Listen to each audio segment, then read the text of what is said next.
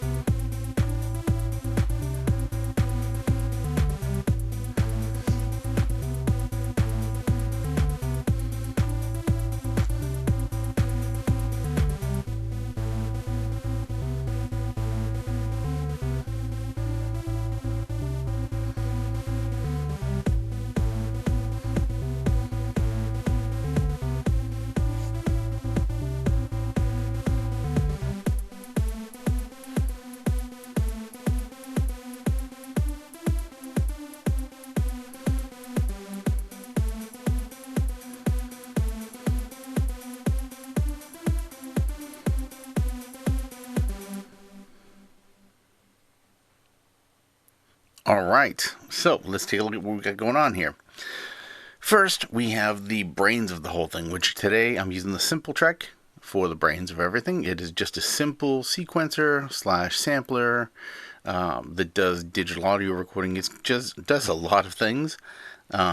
If you've got one, you know what I'm talking about. They're just such a diverse and cool little device that does so much. You can do everything with them, from sequencing all on your own and creating a song with nothing else, just it, or hooking up a bunch of other equipment to it, as I did here today. Next, for sound sources, we have the Seek track right over here. On the Seek track, I'm utilizing a few of the different drums, and I'm also using a couple of synthesizers. This one right here, and this kind of saw type synth. We've got our kick coming from here. We got our clap. That's our synthesizers over there. Our other bass type sound is coming from right here. This is the JT Mini from Behringer. Pretty insane little device. And then, of course, we have, in order to get them to all play through a couple sets of speakers, and in order to get them all to work together nicely, I've got this little mixer here. It's a Fifine, Fifine. I can put links to all this gear in the description so you guys can look it up if you want to get your hands on it. This mixer is a 4-channel stereo mixer. It can be used passively, which it is right now, or you can use it actively. You can just plug it in. It comes with the adapter. Didn't use the active. I was just trying to keep it a little less wires. One less wire is good, at this point. And then I use the Do MIDI. This is the through 6. This unit lets you plug in one MIDI channel, one MIDI in right here, and then it spits it out to 6 different ports. They're all identical. It spits out all 16 channels. Whatever comes in gets put out to all the channels, but then it's up to the devices that are hooked up to these channels to determine whether they want to or not interpret that information and play it through. It'd be like 20 people yelling the same information out, and one guy hearing one of the 20 people saying something about apples, and he cares about what's going on with apples, and the other guy is waiting for something about bananas. So wait until the apples go by, he doesn't care, then the bananas come along and he pays attention. And that's kind of how it works.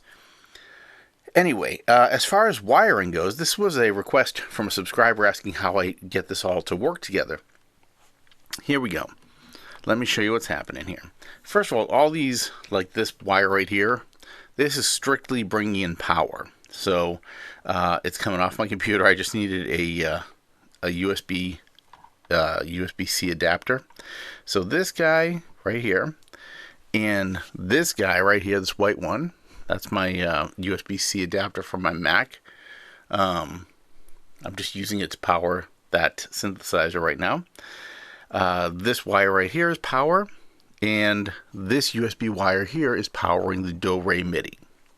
So we've got 4 USB cables coming in, or 3 USB cables and 1 DC wire to power everything. I've got the yellow and green wires here are coming off of the Simple Track going to my recording rig.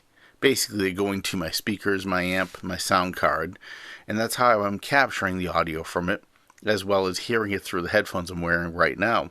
I took all the audio from this mixer here, okay, it's coming out of this jack right here, and I ran it back into the Sonicware Simple Track. Now the reason I did that is because I can add effects to it. I can record to the Simple Track if I want to, and basically it just gives me a way to get everything into one area. You know, one device capturing it all. And the Simple Track is the best way to do that, in my opinion, of this gear. Anyway, it's the only way to do it of this gear. But it's a great way to do it if you're in a DAWless scenario. Because in order to do that, you need some endpoint where it all goes to. And that would be the Simple Track. I don't have any actual audio coming out of the Simple Track, if that makes any sense. Everything I've got going on right now is MIDI tracks. There is no sound generation happening here at the Simple Track. There could have been, I just didn't need it because I had enough with all the other devices to get through here. I still have 2 channels available. I used 8 channels. Actually, I'm sorry, I guess I used 7 channels. This one is assigned but has no content, so this one's not doing anything. So 7 channels out of 10 used on this little demo. What we got going on over here, let's see. So here's let's look at this right here. MIDI out of the Simple Track, right, is going to the MIDI in on the Do-Re MIDI. Then there's one channel, this channel 2 right here is going out to the JT Mini. Channel 1 is going out to the Seek Track right here. See it attached to this wire. That is how that's hooked up. So basically MIDI out of here going to both devices, and this one interprets what channel it needs, which is channel 16, and all the other channels, well, I guess whatever ones we actually utilized, get sent right here to this guy, and then sound plays back through that. Audio channels, this mixer is a kind of cool mixer in a way that it doesn't require 2 wires to do stereo. They're stereo wires, but 1/4 inch. So it's a left and a right on one wire, kind of like a headphone jack. And then because I got this mixer to use with devices like this that use the headphone jack, the 1/8 inch jack. So boom, 1/8 inch jack to a 1/4 inch jack works perfect, you know. No wasted extra cable hanging around. So I got one of those coming off here, one of those coming off here, going into here. All the audio here tracks back into here and then back to the main system. That's how everything's hooked up. Now if you go into the Simple Track, what I have done here, if I go, I'm going to go over and show you the actual channels here. If we hit Function and System, we can see the MIDI option right here, right? I'm going to hit go in there and we go to Tracks. Now what I've done is I have Track 1 is going to Channel 1, which is going to the Seek Track. The Seek Track Channel 1 is the kick drum. Track 2 is going to Channel 3. That's the clap on the Seek Track. Track 3 is going to Channel 4, which is the Seek Track's closed hi-hat. Track 4 is channel 5, which is the open hi-hat on the Seek track. Track 5 is going to channel 8, which is the first AWM synthesizer. So that's this guy right here, synth 1. Alright. Track 6 is going to channel 9, which is AWM 2. That's this guy right here. And then we have track 7 is pushing to channel 7, but there's nothing attached to it. Track 8 is to channel 8, nothing there either. Track 9 is going to channel 9, and track 10 is going to channel 16, which is the JT Mini. So all that is basically, so those channels are what is causing everything to play. Alright, and then if we go out here to the main menu, from the home screen here, we can see that I have patterns done. We have 2 scenes essentially, scene 1 and scene 2. I've got patterns in all of the instruments that I want to play. Want to see one, we'll jump right into one here. Boom. This is one, we could just throw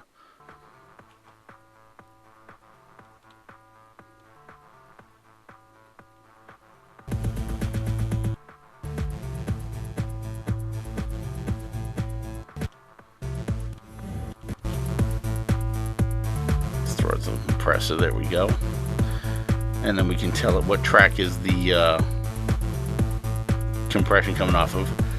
I could have set a drum on here just for the simple reason of to add ducking.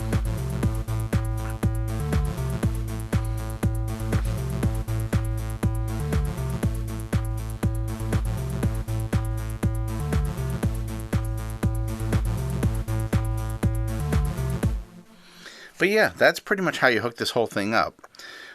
If you have any questions specifically about this rig, feel free to hit me up. I'd be happy to try and answer. I'm going to throw a diagram right here so you can see what I've got going on wiring wise, just so you can get an idea of how this all works together. Alright, just take a look at it, and if you just follow the colors of the wires, you'll see what's happening. Alright, so hit me up in the comments. Don't forget to like and subscribe, and let me know what you thought of this video. I'd be happy to make a more customized video if somebody has specific questions. I hope this was helpful. Have a great day. Bye for now.